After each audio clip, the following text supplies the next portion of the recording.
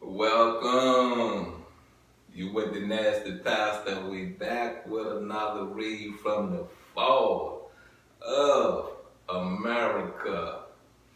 Look, I put a lot of time into this chapter read of this is I forgot when I do it that way it don't show me the chapter, but we're in chapter 38. And it says the title, The Fall of America Foretold. Separation is the answer. And we in the last part of this. And like I said, I took enough time on this, so I'm gonna make sure we get out of 38 and we're gonna get into 39 next week. And I just, say this to you again. I don't agree with the title that separation is the answer. I don't agree with that. I don't. You know, being around distractions can build a strong character. Being around distraction can build a strong character. You get what I'm saying? A strong character. You build, what is it called? Multitasking. Because see, if I can function, you get me? If I can function through all the noise and BS around me and still have a successful day, you done nothing. You get it, Satan? You done nothing. You done nothing at all. You have wasted your time. You have wasted your day. Move on. Move on. Move on. You get me? Move on. Once again, I say this to you again, you know what I mean? Separation is easy. That's very easy. But to build and structure a community, a culture of people, separation not the answer. It's not. Because see, once again, just because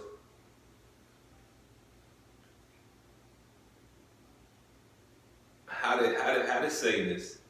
Just because this store is the closest, you get me? This store is a block away, but the store of peace is 5 blocks away.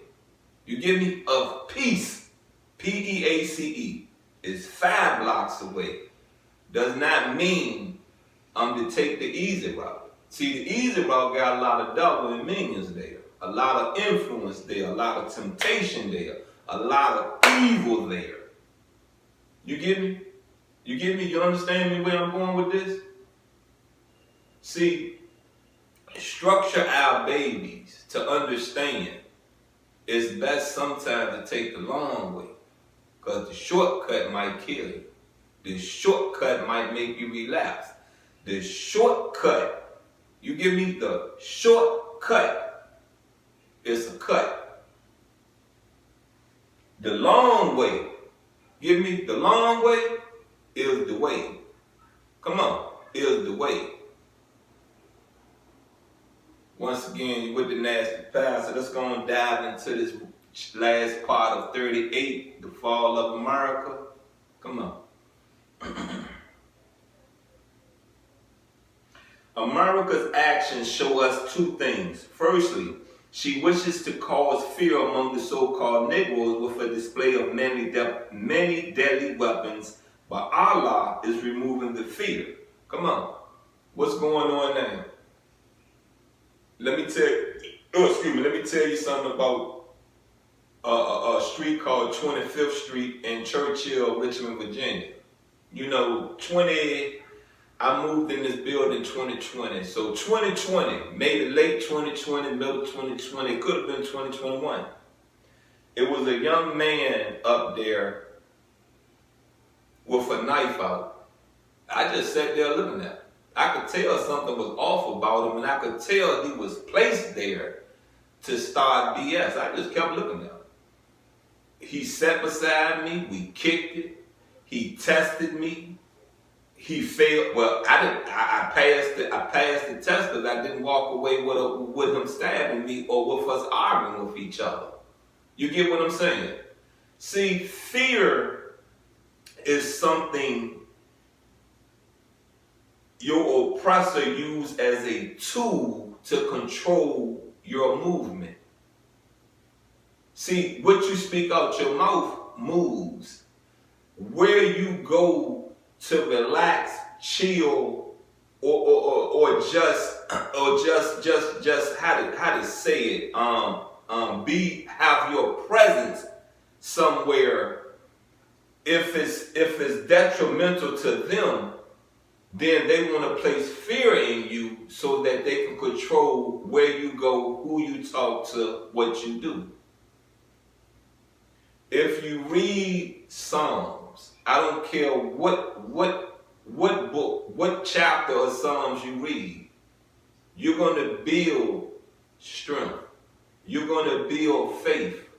You're going to build hope, belief, and one thing about it, you're going to erase a lot of fear that you have. Because see, it builds a relationship with whom you pray.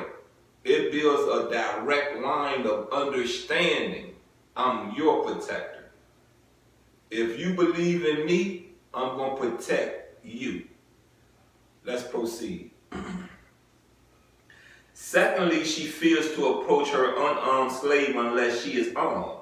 This has been the historical relation between the white man and his slave. The white man seeks the leadership of the so-called Negroes to help him keep the dissatisfied slaves subject to him without complaints about injustice. The white man's motto, nigger, you should be happy. You are better off than many of your black kind with a job. Come on now. Come on now. Come on. You may say to me, you got what I'm saying, look at you. You happy because you worked all your life and you built some type of wealth where you could sit on your butt now in your 50s. And well, I received it when I was 40, in your 40s, 50s, and 60s. But what do you really have? I have a peace of mind. That's what I have. I have something that I put time into that I received later. And I received a lot when I was putting time into it. I was putting physical motion into it. Blood, sweat, and tears into it. While I was at work, hustling, bustling, the woman I was with was at home sexing other men, or not even if they weren't sexing other men, they was cheating. You get me? So when I say I put blood, sweat, and tears into it, you get me? I did that. And this is the reward in the end. You understand me? The reward in the end. So yes, I'm happy I took that route and left these streets. I'm very happy I took that route. I secured a future. At a time I didn't know what I was doing, but giving myself over to whom I pray and letting whom I pray to guide me so that I can have a peaceful future.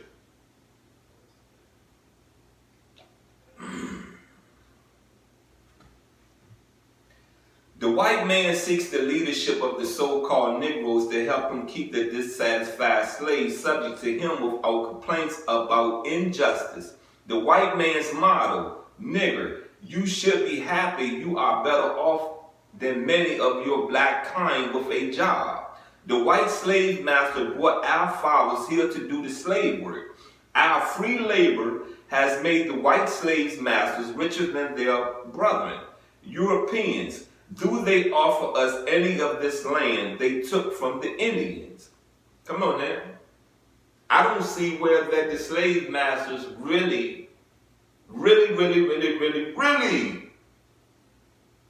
was successful in the decision process of taking our ancestors from another country, bringing them into America, working them for free, beating, killing, robbing them of of humanity. Yes, robbing our ancestors of humanity.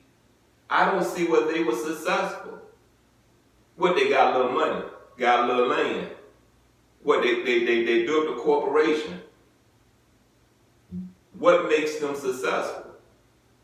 What, come on now. What made that, well, that is looked at as being successful? I don't see that as being successful.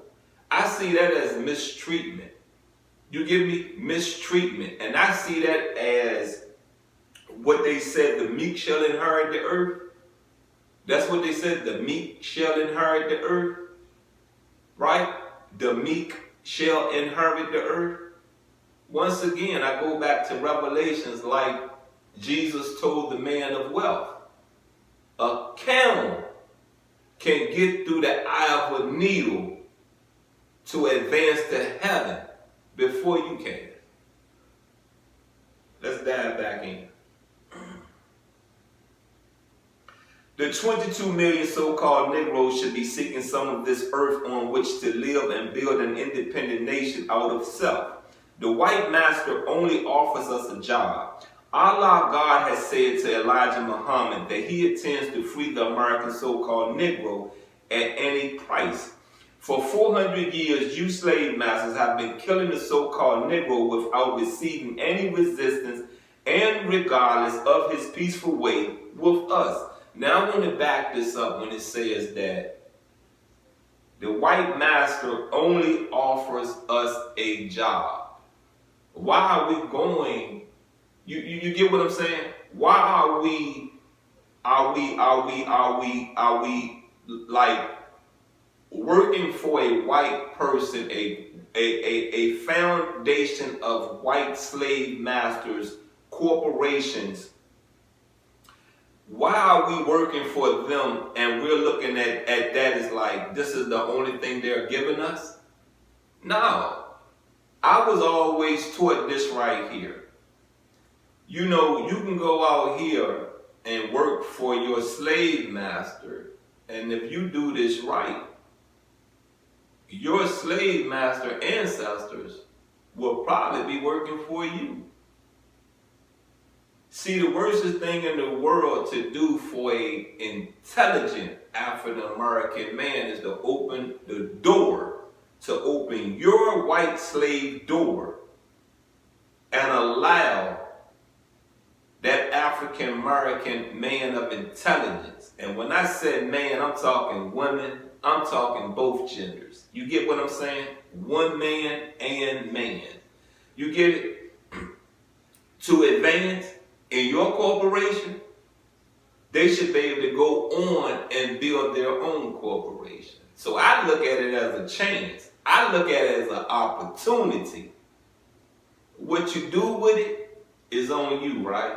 So what have all of you, and I'm talking to you, Farrakhan, Minister Louis Farrakhan, I'm speaking to you. What corporation have you given the African American black community? What have you given? Let's dive back in.